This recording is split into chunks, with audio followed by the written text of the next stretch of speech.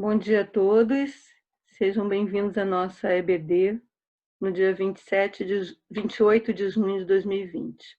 Pastor Samuel. Graça e paz, queridos. Eu também, mais uma vez, quero parabenizar a Sandra e a Midiane pela dedicação, excelência, organização dessa sala virtual. Tem sido também uma bênção para mim também participar junto com os irmãos. Muito contente também de ver essa mobilização das pessoas querendo aprender a palavra de Deus, participando intensamente. Isso traz muita alegria ao meu coração, né?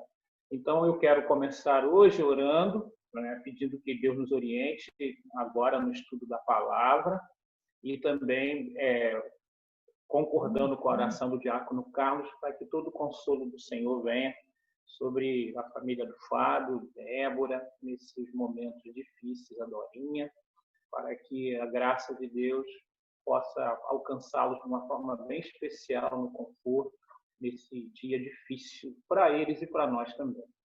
Oremos. Pai, obrigado por cada participante dessa sala virtual.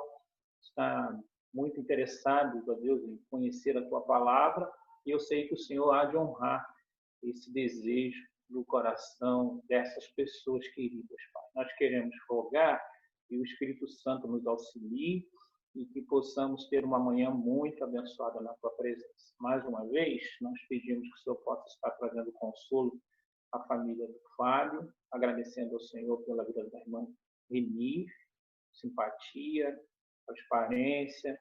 Ó Deus, nós pedimos que o Senhor possa receber a nossa gratidão pela vida dela e por essa oportunidade que o Senhor deu para nós de convivermos com a nossa irmã. Agora, Deus, nos oriente no estudo da Tua palavra. Nós oramos agradecidos em nome de Jesus. Amém. Hoje nós vamos falar sobre o Tribunal de Cristo, o Tribunal de Cristo. Após o arrebatamento, nós teremos o encontro nas nuvens, com o Senhor. E haverá, então, dois acontecimentos especiais para nós, que é o Tribunal de Cristo e também as bodas do Cordeiro. E nós queremos, então, tratar daquilo que vai acontecer com os arrebatados, para que você possa saber, então, biblicamente, dentro da cronologia, aquilo que vai ser um momento de tremenda glória, mas também um momento que nos faz refletir sobre a nossa postura em relação ao nosso serviço para Deus aqui na Terra. Quando falamos do Tribunal de Cristo, nós falamos também dos galardões, que é um assunto também bastante interessante e que gera muita curiosidade por parte de muitos crentes, né? E esse Tribunal de Cristo também é chamado de Bema. Bema é uma palavra grega que significa local para recompensar ou não os competidores. Nós sabemos que a Bíblia coloca que haverá alguns julgamentos, né? Tem o julgamento dos crentes, que é esse bema, né? A Bíblia fala também, em 1 Coríntios, no capítulo 6, sobre o julgamento dos anjos caídos, e Apocalipse, no capítulo 20, fala sobre o julgamento do grande trono branco, né? Também fala do julgamento das nações. Então, existem alguns tribunais estabelecidos que alcançam, então, aqueles povos que nós falamos em umas aulas anteriores, né, que é os judeus, os gentios e a igreja. E a igreja, então, passará por esse critério também de avaliação. Quando será isso? Será após o arrebatamento da igreja. O nome disso, então, é Bema, ou Tribunal de Cristo. Se um dia você ouvir falar sobre o Bema, você deve ligar, então, essa palavra ao Tribunal de Cristo, aos julgamentos das obras, motivações dos salvos, que ocorrerá no período, então, após o arrebatamento da igreja. Okay? Eu tenho aqui uma figura para que você possa ter isso ilustrado. E aqui nós vamos conversar hoje, né? Tem a figura aqui do trono, né? Que e fala do julgamento dos crentes de acordo com as suas obras. Então, o julgamento dos crentes de acordo com as suas obras é chamado também de bema, ok? Para fazer uma distinção ao julgamento do grande trono branco, ok? Não se pode confundir o julgamento dos crentes com o julgamento do grande trono branco. Até as palavras gregas, elas são diferentes.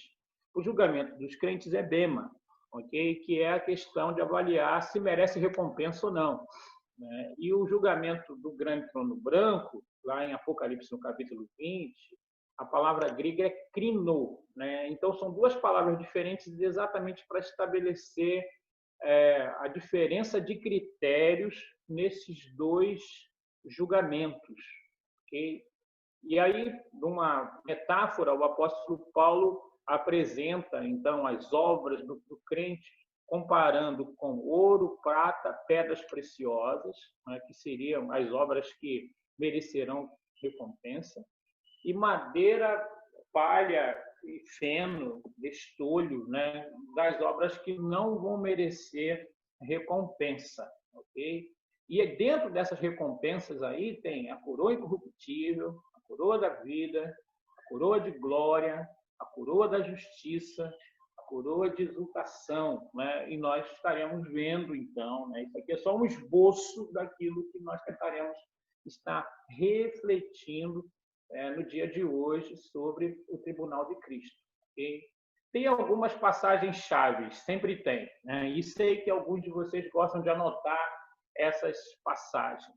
Então, para que você possa entender bem esse assunto aí do Tribunal de Cristo, do bema, é necessário que você possa estar refletindo em Romanos 14:10, né? Romanos 14:10, Romanos 14:10, 1 Coríntios 3, de 11 a 15, e 2 Coríntios 5:10, entre outras passagens, né? Mas essas são assim as mais emblemáticas.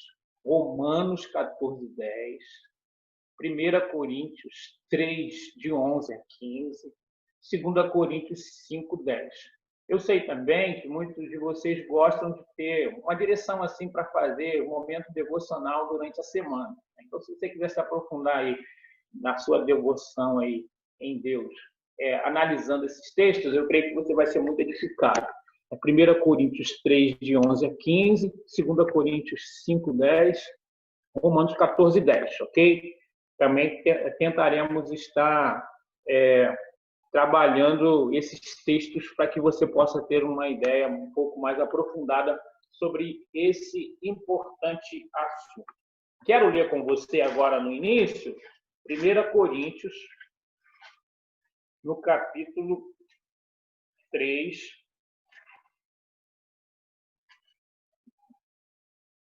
do verso 10 ao verso 15, ok? 1 Coríntios, primeira carta de Paulo aos Coríntios, no capítulo 3, do verso 10 ao verso 15, que fala assim: segundo a graça de Deus que me foi dada, lancei o fundamento como prudente construtor e outro edifica sobre ele. Porém, cada um veja como edifica. Porque ninguém pode lançar outro fundamento além do que foi posto, o qual é Jesus Cristo. Contudo, se o que alguém edificar sobre o fundamento é ouro, prata, pedras preciosas, madeira, feno, palha, manifesta se tornará a obra de cada um, pois o dia a demonstrará, porque está sendo revelada pelo fogo, e qual seja a obra de cada um, o próprio fogo o provará. Se permanecer a obra de alguém que sobre o fundamento edificou, esse receberá galardão. Se a obra de alguém se queimar, sofrerá ele dano, mas esse mesmo será salvo, todavia, como que através do fogo. Esse texto é um texto clássico para nós entendermos sobre o bema, que é o Tribunal de Cristo. Esse conceito de bema vem das Olimpíadas antigas, né? Um juiz se colocava no assento que se chamava bema, e determinava a ordem de chegada dos competidores e depois entregava os respectivos prêmios, né? Essa ideia também aparece em 1 Coríntios 4:5, né, quando diz assim: portanto, nada julgueis antes do tempo, até que venha o Senhor, o qual não somente trará à plena luz as coisas ocultas das trevas, mas também manifestará os desígnios dos corações, e então cada um receberá o seu louvor da parte de Deus. Então, uma coisa bastante interessante que nós temos que ter em mente é de que esse julgamento ele não é para determinar se alguém é salvo ou se alguém está perdido, não é? Esse julgamento é para recompensar as pessoas que trabalharam com afinco e com a motivação certa, de uma forma assim mais impactante, né, demonstrando a busca da excelência, levando em consideração os princípios bíblicos até as últimas consequências. Então, a Bíblia fala de que essas pessoas receberão prêmios, né, e esses prêmios são chamados de galardões. Né? Então, nós precisamos ter isso de uma forma bem fixa, de que esse julgamento dos crentes não envolve a questão do critério de saber se a pessoa vai ser salva ou não, ok? É um julgamento que visa a recompensa daqueles que trabalharam de uma forma diferenciada no seu caminhar histórico, servindo a Cristo e a igreja e o próximo aqui na Terra, ok? Por isso eu coloquei a forma do exame, né? Aí ressalto novamente. Não se trata de examinar quem será salvo ou não. Todo cristão está livre de juízo, se permanecer fiel até o fim. A Bíblia fala isso. Romanos 8:1 diz: agora, pois, já nenhuma condenação há para os que estão em Cristo Jesus. João 5:24 também Jesus diz, né, de que em verdade vos digo, quem crer na minha palavra e crer naquele que me enviou, não entrará em juízo, mas já passou da morte para a vida, né? Esses dois textos eu até coloquei aqui, né? João 5:24, em verdade vos digo, quem ouve a minha palavra, crê naquele que me enviou, tem a vida eterna, não entra em juízo, mas já passou da morte para a vida. Então, esse julgamento não tem nada a ver com salvação ou perdição, ok? A decretação dessa verdade. Se você foi arrebatado, significa que você é salvo em Cristo Jesus, né? O julgamento do grande trono branco, sim, lá em Apocalipse, no capítulo 20, que vai declarar a sentença, então, dos perdidos, né, para que a justiça de Deus seja estabelecida e as pessoas possam ter consciência de que não houve injustiça por parte de Deus na questão de julgá-los condenados, ok? Esses dois textos aí são muito importantes para que você possa saber que o tribunal de Cristo não determina quem é salvo ou quem é perdido, mas é para uma questão de recompensa ou não, ok? 1 Coríntios 4:5 vai dizer, então, olha só, na segunda parte do versículo, aqui, ó, vai dizer aqui, ó, até que venha o Senhor, o qual não somente trará à plena luz as coisas ocultas das trevas, mas também manifestará os desígnios dos corações. E então cada um receberá o seu louvor da parte de Deus, né? O que acontece? Esse momento vai ser um momento também de purificação completa nossa. Por quê? Porque nós somos salvos pela graça, né? Temos os nossos pecados perdoados. Mas nem todos nós temos a condição, ou acho que nenhum de nós, de confessar todos os nossos pecados, né? E a Bíblia vai dizer que no céu lá não entra pecado, então precisa desse momento aí para que as coisas possam ficar acertadas, né?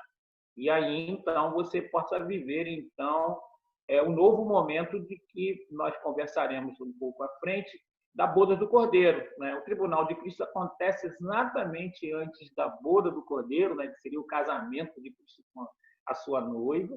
E para que essa festa então possa ser completa, é preciso então de que aqueles pecados né, que você de repente esqueceu de confessar ou não teve nem consciência, seja trazido à tona. Isso é um dos motivos. E o outro motivo, para que a sua motivação, aquilo que você fez para Deus, possa ser ressaltado e aí então você ser recompensado de acordo com essa postura correta, ok?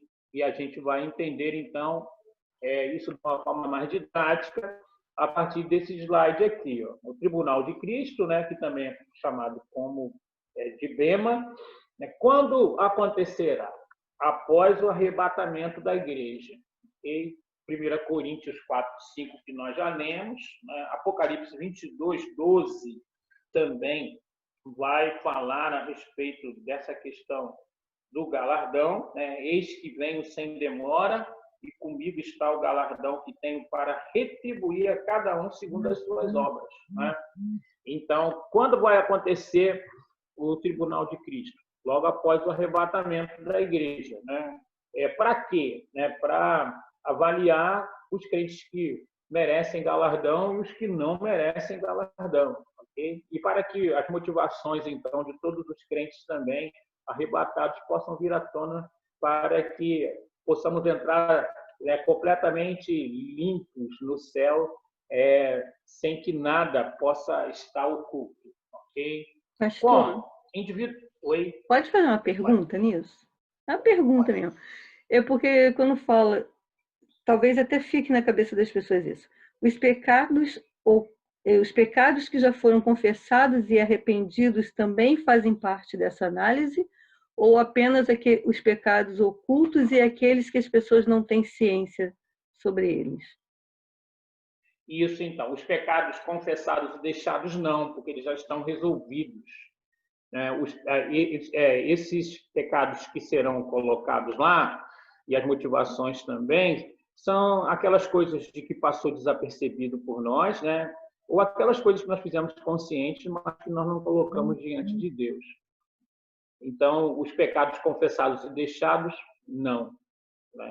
Não serão colocados lá nesse momento. Só aqueles pecados que não foram confessados e deixados, né? Ou aqueles que a gente talvez nem tivesse tanta consciência, mas que eram erros.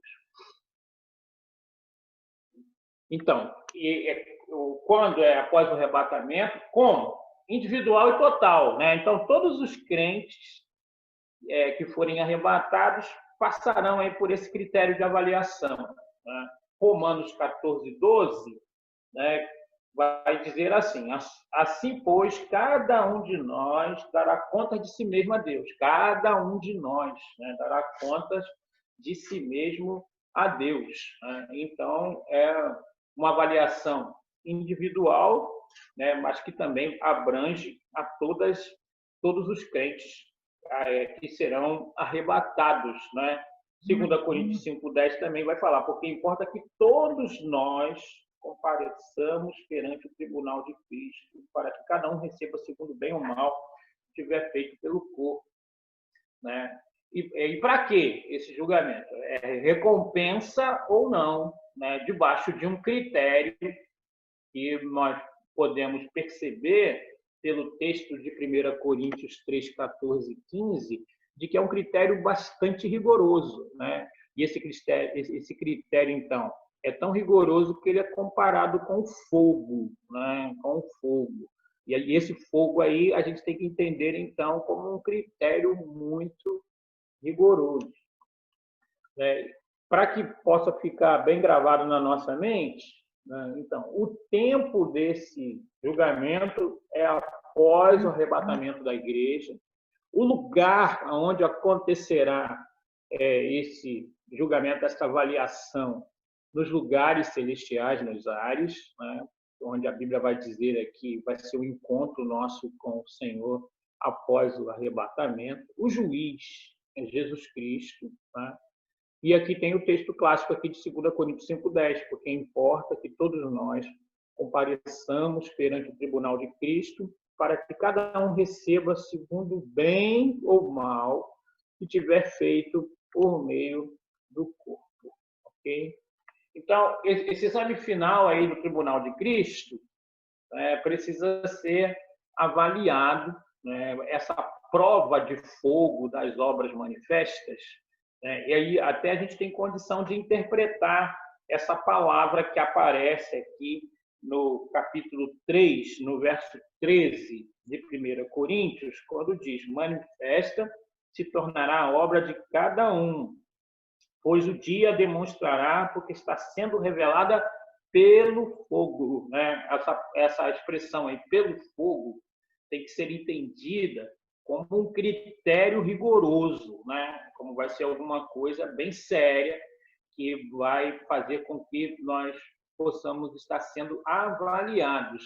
E isso, então, nos faz pensar que precisamos estar levando isso em grande consideração, né? Nós veremos um pouquinho mais à frente o que será julgado, né? O que será julgado. Mas o critério vai ser um critério bastante rigoroso. Nós precisamos ter consciência dessa verdade, né? Aqui está o texto de 1 Coríntios 3, 14 e 15. Se permanecer a obra de alguém, então a obra tem que permanecer, né? E sobre o fundamento que é Jesus edificou, então esse receberá galardão. Se a obra de alguém se queimar, sofrerá ele dano, mas esse mesmo será salvo, todavia, como que através do fogo. Então, esse texto nos ajuda a entender algumas coisas. A primeira é de que as obras que serão avaliadas é aquilo que você fez em nome de Jesus, né? E para a glória de Jesus, né? Vai dizer, então, de que tem algumas coisas que merecem recompensa e outras não. Vai falar também de que esse julgamento não tem nada a ver com salvação ou perdição. Quando o texto diz: se a obra de alguém se queimar, sofrerá ele dano. Qual é o dano? É a perda de recompensa, né? É o vir à tona a motivação errada daquilo que foi feito, né? E aí você pode pensar assim: puxa, pastor, mas isso não traz vergonha, né? Isso não vai trazer também para aquela outra pessoa da igreja que não gostava tanto de mim uma alegria? E eu quero dizer então para você de que isso não vai acontecer, porque nós já estaremos com o corpo glorificado, esse sentimento de rivalidade, de inveja, né? Até teremos também um conhecimento mais aperfeiçoado e entenderemos de que o critério é justo, né? E ninguém vai ficar chateado por ter perdido, né? Ou se alegrando porque aquele outro irmão teve alguma coisa colocada à tona nesse momento, né? E a outra verdade que aparece aqui nesse texto é de que o critério vai ser um critério rigoroso, né? Quando a expressão aparece como que através do fogo, né? Então, precisamos entender isso. Os julgados nesse tribunal, nessa avaliação, são os santos, os remidos por Cristo. Então, isso tem a ver comigo e contigo, tá? E são pessoas, então, que nessa vida lutaram para alcançar o privilégio de serem revestidos, né, de uma habitação espiritual do céu. Aí volta a dizer: não haverá discriminação nesse julgamento, né? Todos terão que passar por eles, né? Estaremos livres de todo sentimento carnal, como inveja, descontentamento, e iremos reconhecer a justiça daquilo que recebemos, né? Tudo isso porque 1 Coríntios capítulo 15, versículos 51 e 52, vai falar de que nós estaremos já com o corpo glorificado, né? E aí, por isso, então, teremos um entendimento de que esse critério é um critério justo, né? E de que a avaliação de Deus é correta. Okay? Então, aqui para ficar bem gravado, né? Como será?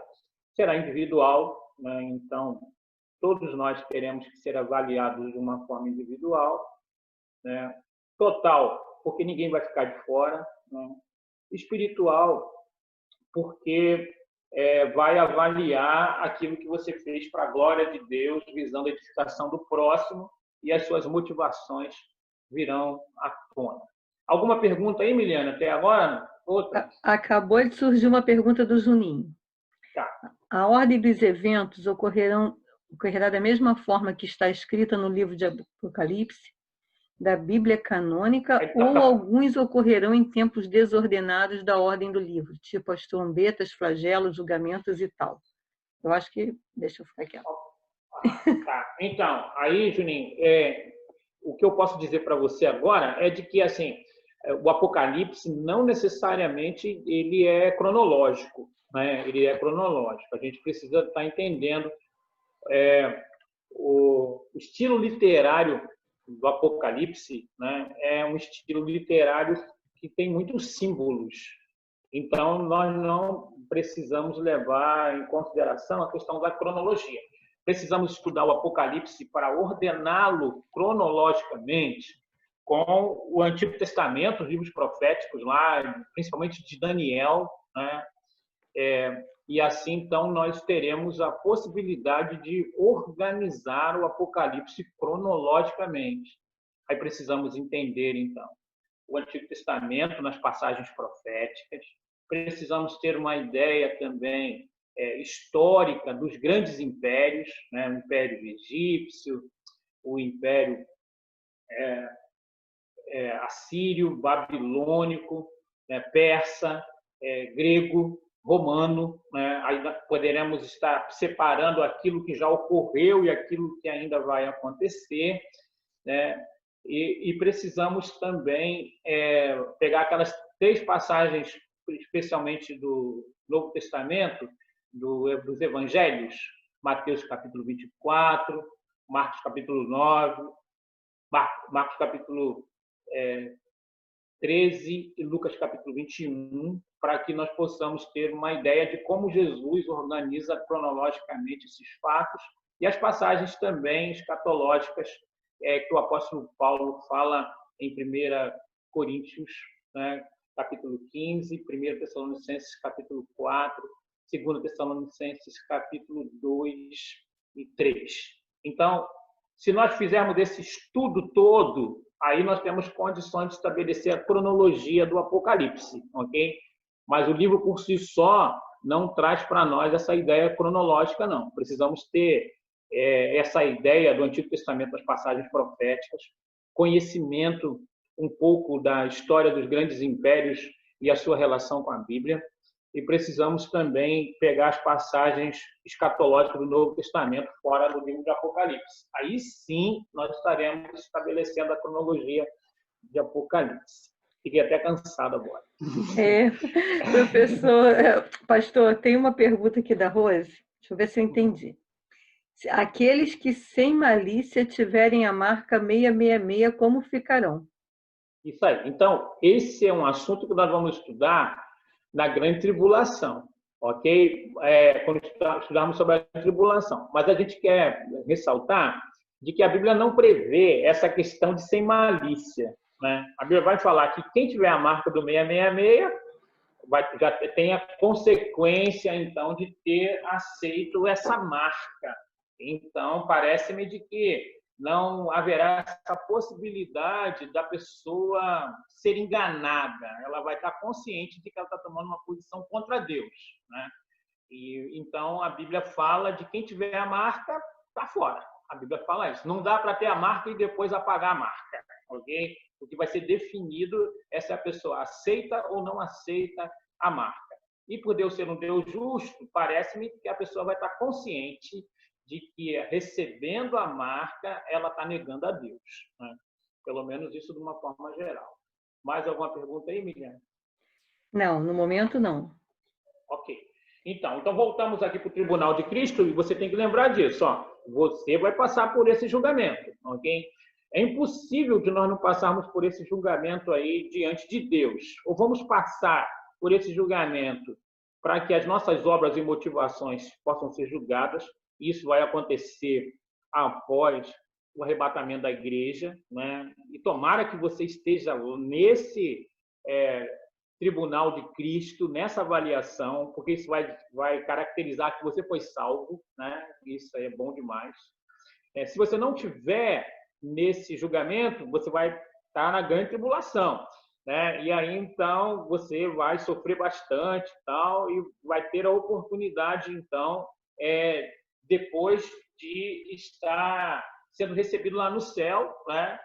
mas tomara que você, não recebendo a marca da besta, porque se receber a marca da besta, o seu destino vai ser o julgamento do grande trono branco que aparece lá em Apocalipse, no capítulo 20. Então, essa ordem cronológica aí é importante que nós possamos ter em mente, para que possamos localizar qual desses julgamentos nós estaremos presentes, né? Eu já decidi, eu vou estar no tribunal de Cristo, ok? Você aí depois passa aí para a Miliane qual é a sua opção, ok? Individual, total e espiritual, porque vai ser julgado as obras, né, que você fez para a glória de Deus, visando edificar o próximo, e as suas motivações vão vir à tona, ok? Então, essas três ênfases aí são muito importantes de você ter em mente, tá? Vai ser, então, um julgamento individual, total, porque vai alcançar todos os crentes, ninguém vai ficar de fora daqueles que foram arrebatados, espiritual, porque vai julgar as suas motivações,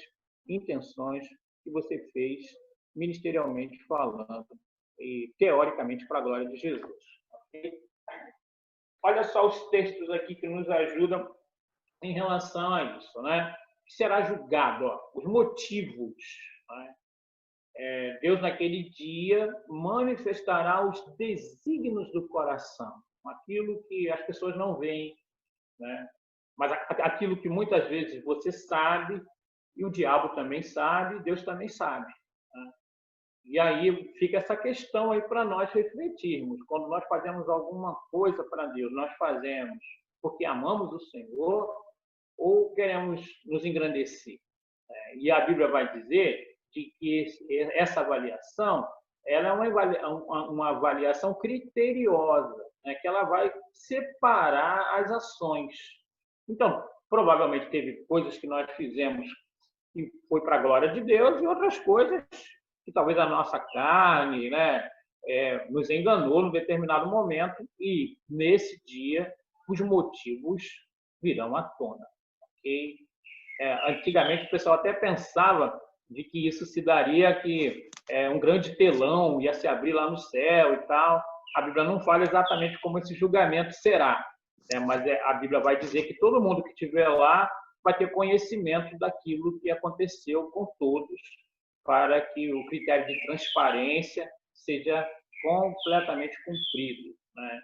Também fala dos materiais, né? 1 Coríntios 3, de 12 a 15, vai dizer assim, que será testado aquilo que você construiu, se está de acordo com a palavra de Deus, né? E aquilo que é aprovado é comparado a ouro, prata, pedras preciosas, né? E esse material escolhido de propósito, ouro, prata, pedras preciosas, porque o fogo não consegue destruir completamente esse material, ok? Esse material tem resistência ao fogo, né? Ou se é invenção humana, né? Madeira, feno e palha. Tem até algumas pessoas que interpretam a questão da madeira, porque a madeira vem da árvore e a árvore, então, ela tem vida própria, ela cresce por si só, né? E aí, então, vai dizer então que aquelas obras que foram feitas na força do homem, né? Na força do ser humano, e que não foi feita na dependência de Deus, né? Era uma habilidade, um talento natural que ajudava e tal, mas não havia um comprometimento para que aquilo pudesse glorificar a Deus, ou feito na dependência do Senhor, isso não permanecerá, né? Para falar que o feno, né, tem aparência de grandeza, né, mas ela não tem solidez, né? Tem aparência. Então, aquilo também que só tem aparência não permanecerá. E a palha é porque rapidamente ela deixa de ter solidez, né? E aquilo, então, que é marcado pela instabilidade, né? Que a pessoa começa, mas não termina. Então, vai dizer, então, de que aquilo que é feito pela própria força, aquilo que tem aparência, mas não tem consistência, e aquilo que é instável, né? Então, isso até nos ajuda a refletir a maneira como nós temos feito as coisas para Deus, porque isso será avaliado no tribunal de Cristo. Okay? Então, esse é um tempo para a gente refletir sobre isso aí. O juízo determinará a qualidade das obras feitas. Será avaliado e determinada se a obra é boa ou má, né? Então, o que é obra má? Tem duas palavras gregas para mal, né? Que é kakós e poneros. Tanto um como o outro significa aquilo que é eticamente mal, né? E aquilo também que reflete a prática de alguma coisa sem utilidade. Então, nós sabemos que haverá o critério de avaliação, né, sobre aquilo que eticamente é mal e aquilo também que não é útil. E isso até é importante, porque às vezes nós fazemos tanta coisa na igreja e precisamos refletir qual é a utilidade prática daquilo para a questão do desenvolvimento da grande comissão, né, para o prevalecimento na batalha espiritual, para a glorificação a Deus e edificação do próximo, né? E isso nos faz até refletir de que não necessariamente nós temos que fazer as coisas que nós gostamos ou que nós nos sentimos bem, né? É bom fazer as coisas que nós gostamos, que nos sentimos bem, mas a gente precisa avaliar se eticamente aquilo ali é bom e se de uma forma prática contribui para a questão do desenvolvimento da grande comissão, por prevalecer na batalha espiritual, para a glorificação a Deus, para a edificação ao próximo, né? E aí, se nós colocarmos esses critérios, então, diante daquilo que são as atividades da igreja no todo, então vai nos fazer então sermos mais efetivos dentro daquilo que a Bíblia fala de que realmente tem consistência, né? E mais uma vez aqui fica o versículo aqui de 2 Coríntios 5:10, porque importa que todos nós compareçamos perante o tribunal de Cristo, para que cada um receba segundo o bem ou o mal que tiver feito pelo corpo. 2 Coríntios 5:10, esse texto clássico para a gente procurar refletir no assunto tribunal de Cristo. Deixa eu colocar aqui para vocês algumas obras que serão julgadas, né? E aí isso para nossa reflexão também é muito importante. Se cumprimos o nosso papel na grande comissão, né? Em Mateus 28, 18 a 20, né? Que nós temos que fazer discípulos de todas as nações. E aí a nossa igreja está te ajudando em relação a isso aí, por causa da questão de cumprir o grande mandamento, né? E a grande comissão aí. Também, quão vitoriosos fomos sobre o pecado, né? Aquela questão aí da santidade acima da média, né? Tem alguns crentes que, às vezes, dão uma vacilada aqui, outra vacilada ali e tal, né? E vai ser salvo e chegar no céu com cheiro de fogo, mas vai chegar lá, graças a Deus por isso. Mas aqueles que prezam por uma vida de santidade vão ser recompensados, né? E vamos ver isso um pouquinho mais à frente, com um galardão específico, ok? Também se tivermos o erro, né? Isso aí é importante também, de que essa questão, às vezes, de ter a língua um pouquinho descontrolada é tolerada no meio evangélico, mas não vai ser tolerado no tribunal de Cristo, né? E também se o fruto do Espírito foi visível ou não na nossa vida, né? Esses critérios aí são critérios bastante importantes para nós estarmos refletindo. Vou até repetir: se cumprimos o nosso papel na grande comissão, quão vitoriosos fomos sobre o pecado, se tivermos êxito em controlar a nossa língua, se o fruto do Espírito era visível na nossa trajetória, no nosso caminhar histórico, ok? Então, o que será certamente avaliado, né? A nossa conduta pessoal, né? A Bíblia fala que a gente não deve servir de escândalo, né? E isso será julgado lá, né? Aquilo que não foi confessado e deixado, o cuidado com os irmãos fracos na fé, né? E o nosso relacionamento com o próximo, né? Então, precisamos levar em consideração os critérios que a Bíblia coloca para nós, porque esses critérios estarão fazendo com que possamos estar preparados para o tribunal de Cristo. Alguma pergunta, Miliane, até aí, ou segue o jogo? Não, pode seguir o jogo, pastor. Tá? Então, vamos falar um pouquinho agora dos galardões. Né? Os galardões que também traz para nós assim curiosidade. Só uma piadinha, a gente está todo mundo bem impactado nesse momento, depois vem as perguntas. Tá, joia. Os galardões. Muita gente tem algumas perguntas que envolvem os galardões. Primeiro, tem algumas pessoas que pensam que o galardão pode trazer uma ênfase de discriminação. Isso não é verdade. Os galardões contemplam a justiça divina. Nós sabemos que a salvação é de graça, mas no trabalho para Deus, existem pessoas que se destacam na sua busca da excelência, né? Na superação, e Deus está vendo tudo isso. Né? O apóstolo Paulo dá para nós, num texto clássico, né? Essa ideia que ele vai dizer, então, de que ele tinha convicção de um galardão que ele tinha direito. Né? E esse galardão é a coroa da justiça. Né? E vai dizer, então, de que a coroa da justiça está reservada para aquelas pessoas que amam a vinda de Jesus. Né? Aí você pode pensar assim, puxa, pastor, mas todo crente não ama a vinda de Jesus? Não, tem alguns crentes que pensam assim, eu quero fazer uma faculdade primeiro, né? Eu quero ver o meu neto crescer, né?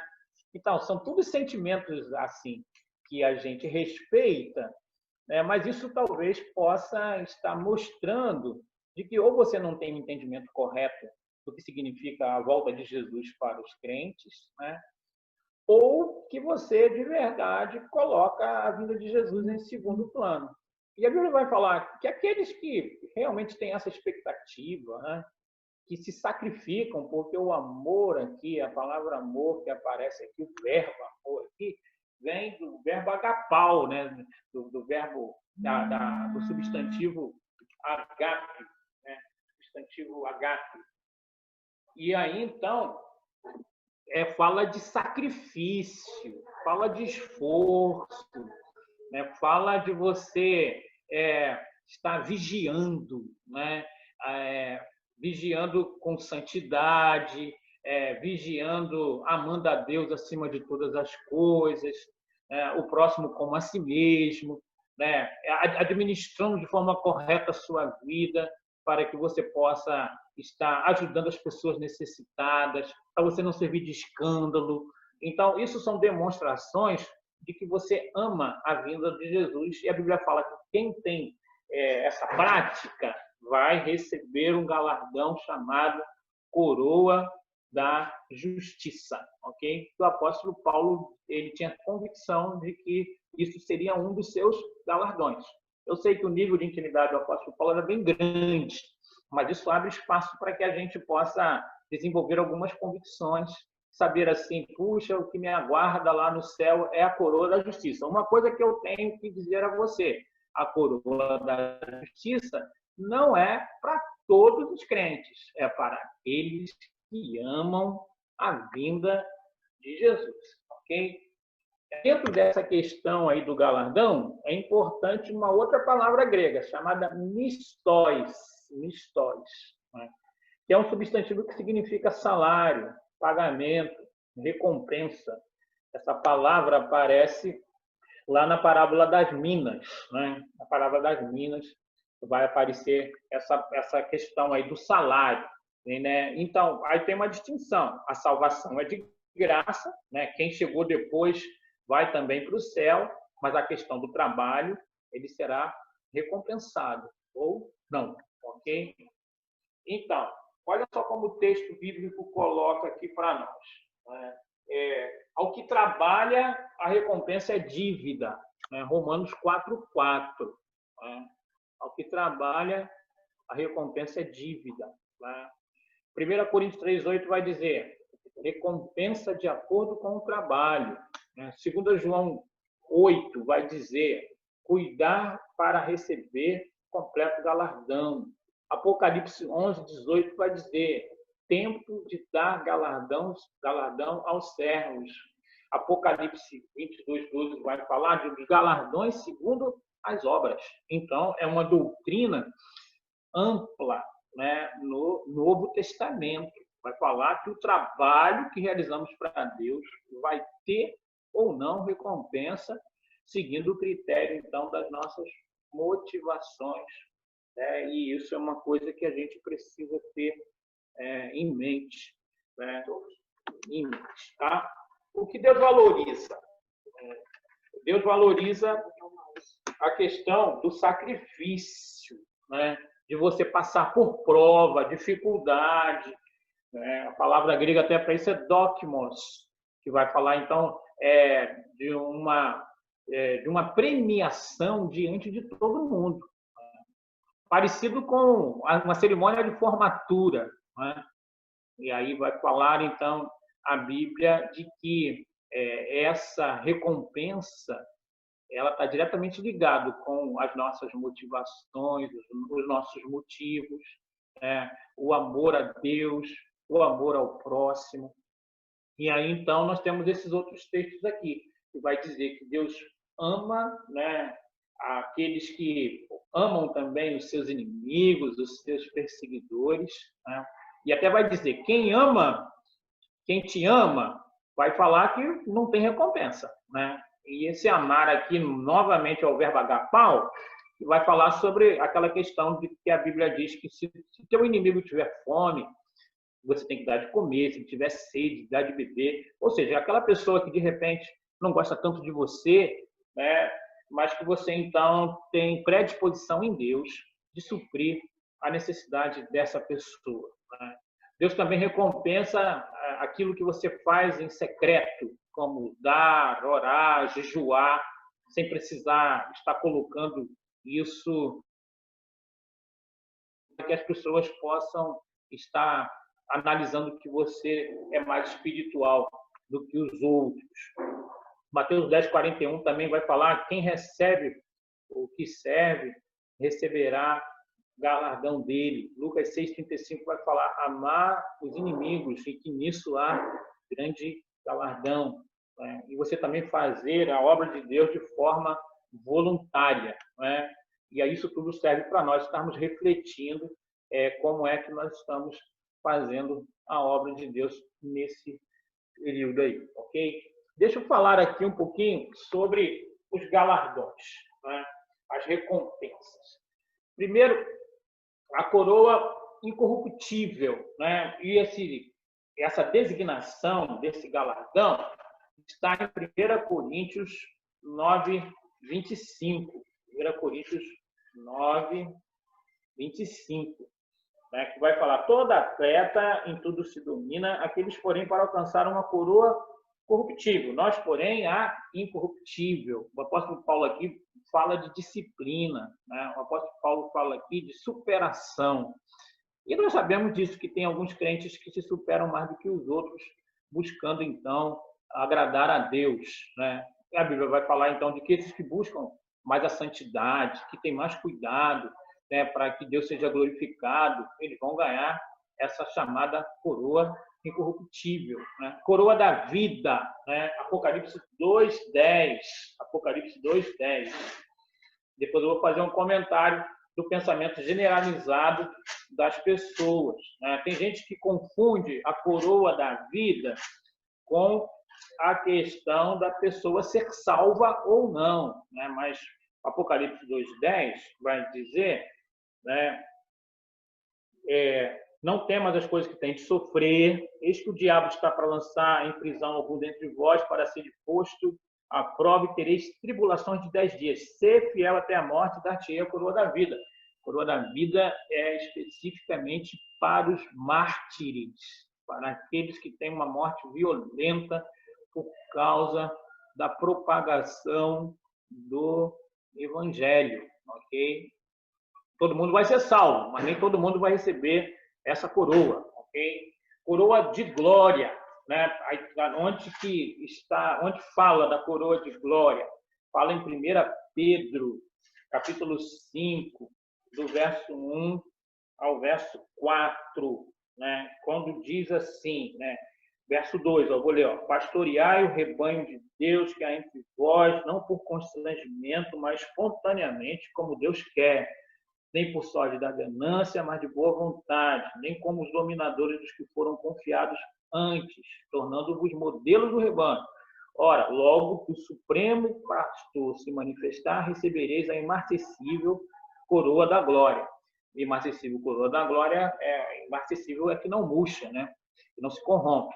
E aí, então, a coroa da glória é especificamente para os bons pastores, né? E eu espero receber essa daí. Essa daí eu espero receber, ok? E coroa da justiça, que nós já falamos, né? Que é especificamente para aqueles que amam a vinda do Senhor Jesus, ok? Então, nós podemos perceber que, para entendermos a questão do galardão, nós precisamos também entender o contexto em que esses textos aqui estão inseridos, né? Então, nós vamos definir isso. Essa coroa incorruptível é para aqueles crentes que buscam uma vida de santidade acima da média, sem legalismo, mas com muito comprometimento em agradar a Deus de todas as formas e de todas as maneiras. A coroa da vida está diretamente ligada lá ao pessoal da igreja perseguida, aos apóstolos, né, que morreram de uma forma violenta por causa do evangelho do Senhor Jesus, né? Então, os missionários, por exemplo, né, muitos deles vão receber esse tipo de galardão. A coroa de glória está dentro do contexto especificamente de um bom pastoreio, né, com motivação correta e ações também corretas. 1 Pedro 5, de 1 a 4. E a coroa de justiça está diretamente ligada à questão da expectativa da volta de Jesus, com vigilância, no sentido de ser cheio do Espírito Santo, no sentido de você estar também fazendo um trabalho de evangelismo e discipulado sem esmorecer, no sentido de você também ter as suas finanças em ordem para que você possa acudir o necessitado, né? E possa também ter os seus talentos organizados também para que você possa ser a pessoa certa no lugar certo pelos motivos corretos. Aí, para você entender bem essa questão aí, você deve entender aquelas parábolas lá da figueira, né, do servo bom e o mau, né, a parábola dos talentos, né, especialmente para que você possa entender qual é a sua postura esperando Jesus, né? E aí isso vai mostrar que você ama a volta do Senhor Jesus e vai receber esse galardão, ok? Perguntas, meninas? Não, a gente só está tentando fazer o trabalho de Deus, já estamos dando a coroa para você. O resto está tudo sob controle. Opa, obrigado, hein? É legal. Então, tem uma pergunta assim, perdão. Tá. Podemos ganhar mais de uma coroa?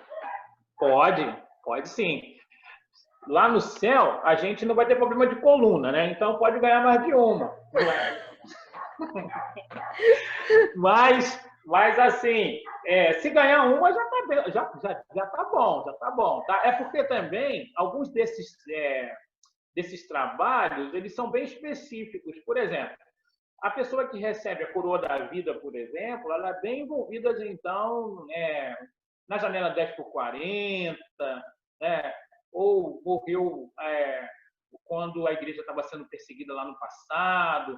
Apocalipse capítulo 6, por exemplo, quando fala daquele selo onde os mártires pedem para que Deus possa estar interferindo, dá para nós entendermos bem essa questão aí do recebimento da coroa da vida, né? A coroa de glória, então, ela está especificamente dentro do contexto pastoral, e a coroa de justiça para aqueles que amam a vinda do Senhor Jesus. Fala, Juliane. Não, é porque está saindo tudo aqui nesse chat, né? Aí agora o Júnior falou assim, a coroa da vida é legal, mas eu queria ficar vivo e ser arrebatado consciente. A Ivete quer ganhar várias coroas, estou brincando, mas ela disse que uma para ela é suficiente. E eu também fico de boa com... Não, então, mas essa questão aqui parece assim, né, de que nós não estamos nem necessariamente assim completamente conscientes de que estamos fazendo a obra de Deus para receber essas coroas, né? Mas assim, a sua postura, o seu envolvimento ministerial vai dar para você a possibilidade de você receber talvez uma dessas coroas aqui. O apóstolo Paulo, por exemplo, né, eu acho que ele deve ter recebido também a coroa incorruptível, porque ele lutava por uma vida de santidade, recebeu a coroa da vida também, porque morreu de uma forma também como um mártir, né? Recebeu a coroa de glória. O apóstolo Paulo é fera, irmão, Paulo... né? Então, se a gente avaliar a vida do apóstolo Paulo e de outros apóstolos também, nós vamos ver que muitos deles provavelmente ganharam todas essas coroas. Ainda bem que a gente não está numa disputa com eles, né? Opa, senão nós estávamos na segunda divisão ou na Série D. Seria muito difícil. Mas é interessante de que dá para a gente fazer esse tipo de avaliação, humanamente falando, após a trajetória da pessoa aqui na Terra, né? Porque quando uma pessoa morre, a gente faz uma avaliação geral daquilo que foi o legado, né? Ou quando ela tem uma ação muito assim especial, até quando ela está viva, a gente tem condições de fazer isso. Mas geralmente depois que a pessoa morre que passa-se a ter esse critério, levando em consideração de que o critério verdadeiro mesmo vai ser naquele dia, porque quando a Bíblia vai dizer, então, de que será um critério muito rigoroso, que ela compara com o fogo, né, em cima de pedras preciosas, prata ou ouro, ou palha, ou feno, ou madeira. Sei que tem pergunta aqui. Em relação às pessoas que forem salvas depois da grande tribulação, elas passarão pelo tribunal de Cristo também? Receberão alguma coroa? Isso aí, então. A Bíblia vai falar de que não necessariamente, porque elas ficaram para a segunda época. Essa bênção aqui dos galardões está diretamente relacionada para os crentes que aceitaram a Jesus no tempo da graça.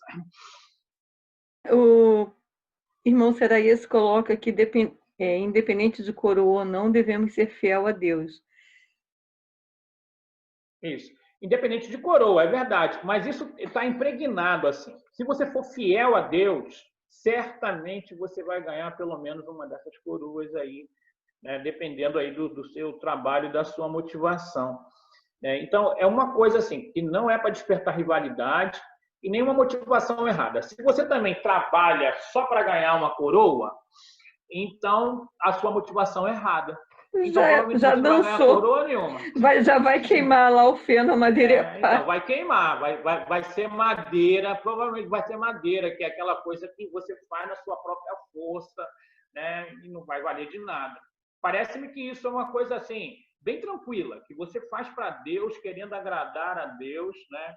Ou você é pego por algumas situações, porque você está inserido num contexto, por exemplo, de igreja perseguida, tem uma grande possibilidade de você morrer como mártir, né? Então, um dos benefícios, até porque, assim, talvez seja mais confortável servir a Deus aqui em Seropédica do que servir a Deus lá no Afeganistão, né? Então, mas os que estão lá têm muito mais possibilidade de receber a coroa da vida do que aqueles que estão aqui em Seropédica, né? Uma questão de justiça também de Deus, por causa da geografia em que os crentes estão inseridos, né? Talvez aqui a gente tenha a possibilidade de ganhar a coroa incorruptível na questão da santidade, que é um desafio grande dentro do contexto de mundo que a gente vive, com uma opção de possibilidade de fazer coisa errada.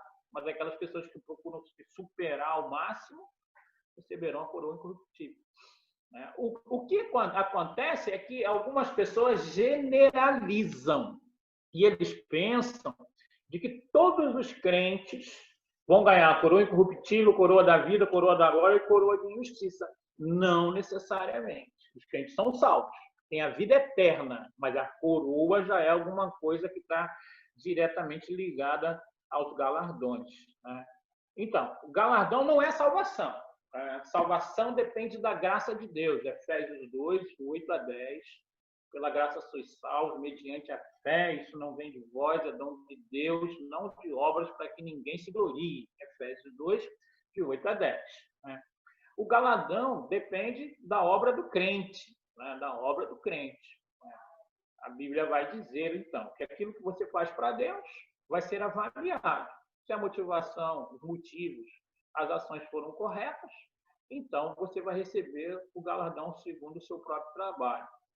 Jesus diz isso, né? E comigo está o galardão que tenho para retribuir cada um segundo as suas obras. Então, não é querer ou não querer. É uma questão de eu estar enquadrado dentro desse julgamento e aquilo que eu faço está sendo avaliado por Deus. Naquele grande dia vai vir um resultado. É isso que a gente precisa entender com a questão dos galardões. Os galardões é mais para nos fazer refletir a termos a motivação correta, a sermos a pessoa certa, no lugar certo, pelo motivo correto. O galardão serve exclusivamente para isso. Se alguém quiser usar a questão do galardão para ser melhor do que os outros, quero desanimar não, mas você não vai receber coroa nenhuma, não. Então, a salvação é a recompensa da fé. Os galardões são uma recompensa das obras. Né? E nós sabemos que obra não salva ninguém. Né? Mas se você faz as obras de acordo com aquilo que a Bíblia diz, você terá galardão ou não. Eu conheci uma pessoa, num outro ministério, né, de que ele dizia assim, não, pastor, eu quero passar lá, nem que seja pela cerca no céu, e nem quero saber nada de galardão. Aí eu estava tentando explicar para ele que até a atitude dele é admirável, mas só que essa questão de galardão já não é uma questão que está sob o nosso controle. É Deus que faz essa avaliação. Né? O Tribunal de Cristo só nos alerta de que nós precisamos estar atentos de fazer a obra legal, direitinho, porque naquele dia vai vir à tona, né? E você pode ser recompensado ou não.